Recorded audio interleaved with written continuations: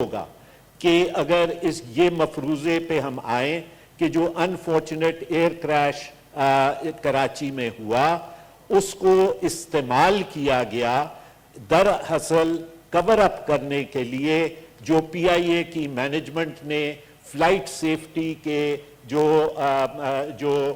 चीज़ें उन्होंने पूरी नहीं की थी और कंप्लायंस नहीं की थी और जो 17 जून 2020 को इन एनी केस उनकी डेडलाइन कंप्लीट हो रही थी।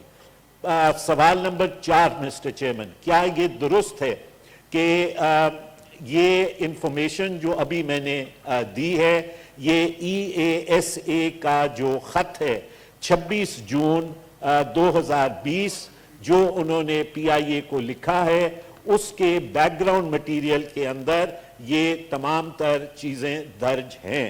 क्या सवाल नंबर 5, क्या ये बात दुरुस्त है कि हुकूमत जो बात करती है कि सिर्फ एम्बैरसमेंट कॉज हुई है पाकिस्तान को डिस्क्लोजर से, लेकिन दर हकीकत ये इकदाम इसलिए उठाया गया था कि पीआईए को जानबूझ के एक टोटल कोलैप्स सिचुएशन के अंदर लाया जाए और फिर उसकी जो है वो प्राइवेटाइजेशन कर दी जाए? क्या ये भी मिनिस्टर साहब से मेरा सवाल है कि क्या ये दुरुस्त है कि राउंड अबाउट रुपीज 90 बिलियन का रेवेन्यू शॉर्टफॉल होगा during the first 6 months because of the financial year because of this ban? तो लिहाजा ये सिर्फ क्वेश्चन एम्बैरसमेंट का नहीं है, पीआईए का रफली 90 बिलियन का रेवेन्यू शॉर्टफॉल होगा। सवाल नंबर 6, क्या ये दुरुस्त है कि पीआईए पहले ही से खसारा फेस कर रहा है कोविड की वजह से और जो हज ऑपरेशंस नहीं हो सकी इस साल? सवाल नंबर 7, क्या ये बात दुरुस्त है कि जो डिस्क्लोजर था वो डिलिबरेट था ताकि ये फाइनेंशियली पीआईए को एज इज वेयर इज के बेसिस के ऊपर क्रोनीज को जो है वो प्राइवेटाइज कर दिया जाए? सवाल नंबर 8, क्या ये बात दुरुस्त है that the only licensing authority for the pilots is the CAA and there is no other organization that has any control or say in the process? Sawal number 9, is it correct that the problem started in 2012 when the CAA made changes in the examination system and pilots were required to give 7 to 8 papers? Until then, flying hours had to be counted as being of greater value and the requirement was essentially English and a metric certificate and flying hours. Sawal number 10, क्या ये बात दुरुस्त है that there is an admission by the CAA that its computer system was accessed? सवाल number 11, क्या फिर ये सवाल नहीं उठता कि CAA के अंदर किसने पैसे बनाए? सवाल नंबर 12, क्या ये सफिशिएंट है कि सिर्फ 3 या 4 लोगों को CAA के अंदर रिस्पॉन्सिबल होल्ड किया जाए जबकि CAA के तमाम DGs जो 2012 से ऑनवर्ड्स तक चलते रहे उनको अकाउंटेबल होल्ड हुकूमत क्यों नहीं कर रही? सवाल number 13, is it correct that large-scale retrenchment of pilots and other staff in the PIA is being done with an ulterior motive? Essential Services Act has been enforced in PIA. As such, PALPA and other trade unions have been banned. On 8th June 2020, immediately after the unfortunate air crash, the CEO briefed the Prime Minister and spoke about retrenchment of employees and how he needed a blanket law to do away with the court cases that are taking place. क्या ये बात दुरुस्त नहीं है कि उसी meeting के अंदर CEO ने प्राइम मिनिस्टर से ये भी कहा कि ट्रिलियंस ऑफ रुपीस के एसेट्स हैं PIA के और इन एसेट्स को फरोग करने की जरूरत है।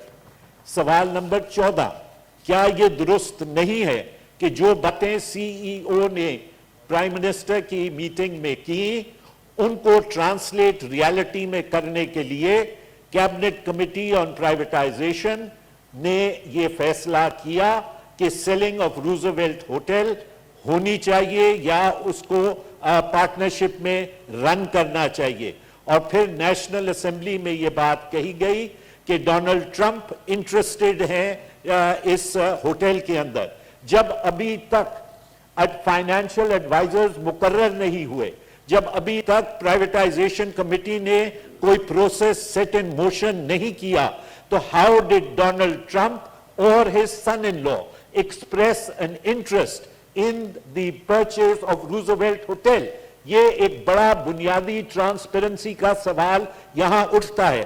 दूसरी बात, चलते चलते रूजवेल्ट होटल की प्राइवेटाइजेशन जो है वो ना काबीना उसकी मंजूरी दे सकती है, ना उसकी मंजूरी जो है वो कैबिनेट कमेटी ऑन प्राइवेटाइजेशन दे सकती है। Roosevelt hotel falls under Federal Legislative List Part 2 because it is a organization which is run under a federal statute, and all organizations run under a federal statute fall under the Council of Common Interest.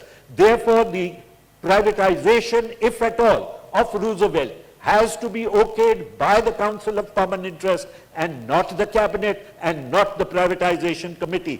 सवाल number 15, क्या ये बात दुरुस्त है कि report of the standing committee on defence senate of Pakistan dated 24/2/2005 से लेके इनकी मीटिंग्स मतवातर होती रही 10/11/2008 तक, और उन्होंने 2008 उन्होंने रिजर्वेशंस एक्सप्रेस की on the sale of the hotel and the government, and is the government bypassing those findings of the Standing Committee on Defense of the Senate.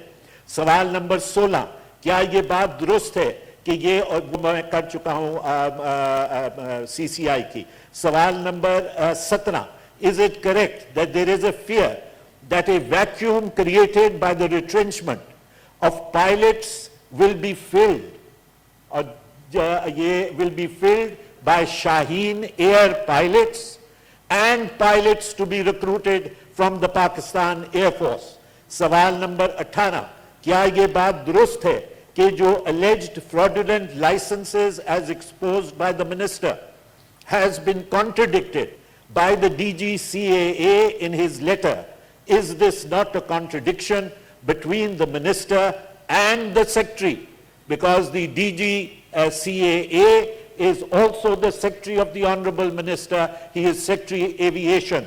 तो क्या ये contradiction in terms नहीं है? और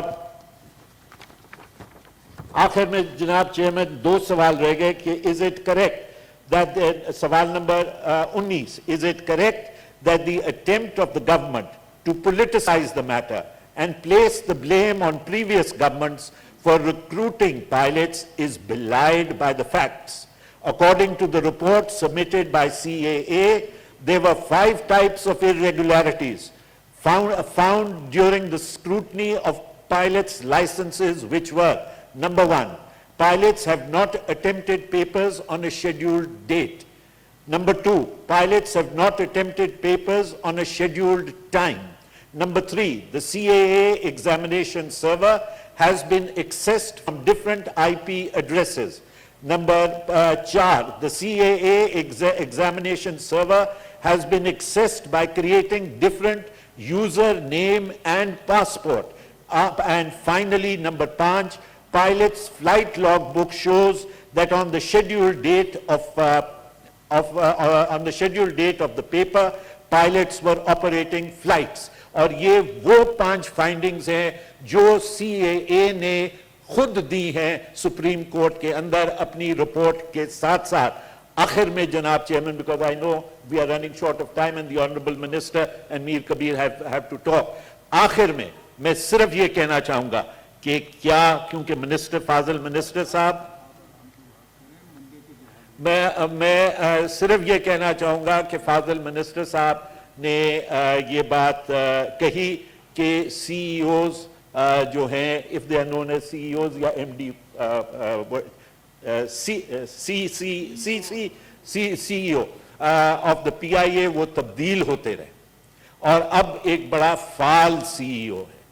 ये जनाब चेयरमैन, आपके तवस्सुत से मिनिस्टर साहब को इसका इल्म होगा, क्योंकि ये एडवर्टाइजमेंट अखबारात में छपा और ये एडवर्टाइजमेंट है chief executive officer for the PIA का जो छपा, और ये अगर टेलर मेड नहीं है तो इससे ज्यादा टेलर मेड क्या हो सकता है, वो मैं जानने से कासिर हूं। वो कहता है जनाब chairman, number 1, education qualifications, possesses at least a master's degree from a well-reputed institute and recognized by the HEC, यहां तक ठीक है, related to, अब सुनिए, related to science engineering, ये भी ठीक है। अब PIA की CEO की एडवर्टाइजमेंट हो रही है, वलीद साहब, your chairman of the committee, PIA की CEO की कमिटमेंट हो रही है और क्या कहा जा रहा है एजुकेशन क्वालिफिकेशंस में, वॉर कोर्स, WAR, वॉर यानी जंग का कोर्स की डिग्री उनके पास हो, या शिपिंग की हो, aviation, PIA, war course, shipping, naval, aviation और मिलिट्री ऑपरेशंस, और मिलिट्री ऑपरेशंस और रिलेटेड डिसिप्लिन्स, यानी फौजियत, अस्करियत से इसका क्या ताल्लुक PIA का, और जो आप क्वालिफिकेशंस मांग रहे हैं उसके अंदर आप ये शामिल कर रहे हैं। और फिर ये कहा जा रहा है कि work experience preferably in aviation, यानी he is going to head an aviation industry, और उसके लिए कहा जा रहा है कि प्रेफरेबली एविएशन को वो जानता हो, वरना अगर वो वॉर कोर्स का हामी है तो वो बिल्कुल ठीक है, वो आप बिल्कुल कर लें। तो जनाब आई थिंक अगर आखिर में मैं सिर्फ इतना कहूंगा कि I have all the respect for the minister because he is an elected representative, but I have scent respect for those people who have been misusing their offices. And I think the minister is being made as a scapegoat, and therefore the last question is that would it not be appropriate, particularly in the light of what the observations of the Honorable Supreme Court were, would it not be appropriate that the DG CAA should be asked to resign, or the minister should remove him immediately, and the CEO, PIA, who in any case, whose appointment, fresh appointment in any case, is under legal cloud, because he came on secondment, and he came on secondment to PIA, and his secondment came to an end when he reached the age of superannuation. So therefore he has been appointed afresh, and whether the procedure for appointment of afresh has been followed or not, whether a simple cabinet approval is sufficient or not, is also a question that needs to be answered. Thank you very much, Mr. Chairman.